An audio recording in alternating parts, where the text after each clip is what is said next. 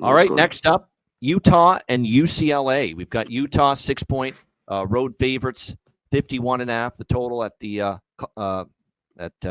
Rose Bowl there in Pasadena, where this game will be. Anything less than 7, I still lean Utah. Now the numbers moved. I still like Utah. I think they can win by a touchdown, if not more. I really think this is a bounce back year for Whittingham.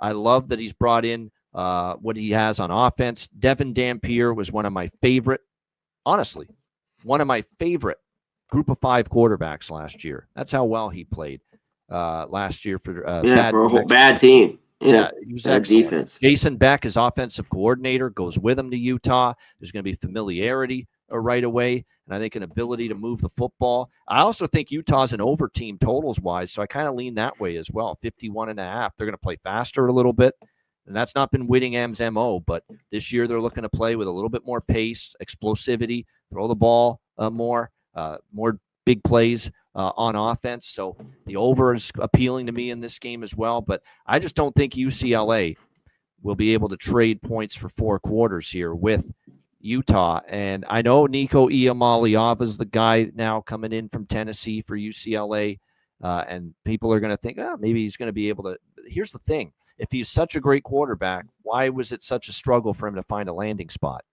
Why did he end up? And I know he's got some California roots. That's part of it, but I thought, there'd be better options for him as far as exiting Tennessee with what was going on there than UCLA. And I know maybe he's playing close to home. That's appealing, but don't you want to win? Don't you want to be on a program going in a good direction? I don't know if necessarily Deshaun Foster and UCLA is the team that's going in the right direction. Now, they did play a little bit more competitively down the stretch last year. Let's give them some credit for that. But like I said, I think there's a tough opener.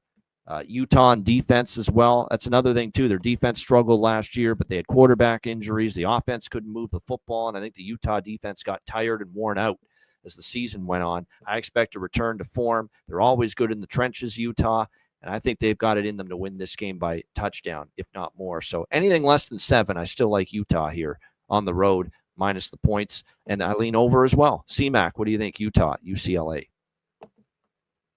This game, I think it was great when I was looking through this game. I think you could go a bunch of different ways, a little bit from who's in and out, a little bit on this total. Like, you think Utah's going to play faster from everything we saw, with Dampier. I don't know. I got to see it first with how fast they really are going to play. And I don't trust them, really, Utah, just to go. I know they've gone to the Rose Bowl in the past and have won and covered a couple times, here. 52-45, huge game, But UCLA usually at home is pretty good. The problem is that defense that was so good that slowed everything down, they got nobody really coming back for UCLA. That's concerning. Yeah. That's a little bit, which I think they're going to have some good football players, but yeah, from that defense is really good. Again, in other situations, C-Mac, quarterback and OC continuity, because they're coming from the same program, New Mexico, right away. He knows the play inside and out. That's true.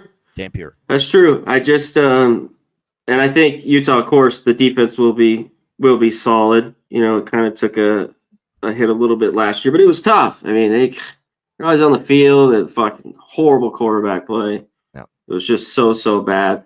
And Nico, I think he's the curveball. So the defense with UCLA, just who's going to be playing, going through all that, and how are they going to look. And then Nico, I mean, obviously the kid's talented, but we saw as the year went on, all the hype early, it was beating up the bad teams.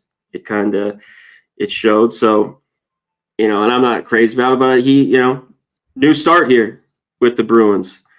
I just think there's too many questions with him and that defense, because I think UCLA can be in this football game flat out. I think this game is tight. I'd want them. There's no 7s. I was kind of seeing that this got to 7 with a lot of Utah love that people was going to look to jump on UCLA.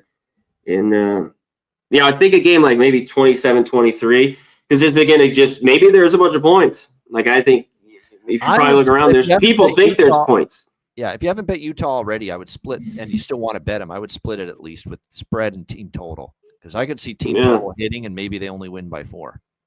that kind of thing. Yeah, the questions on defense just kept me that maybe this is just a watch and not bet on UCLA.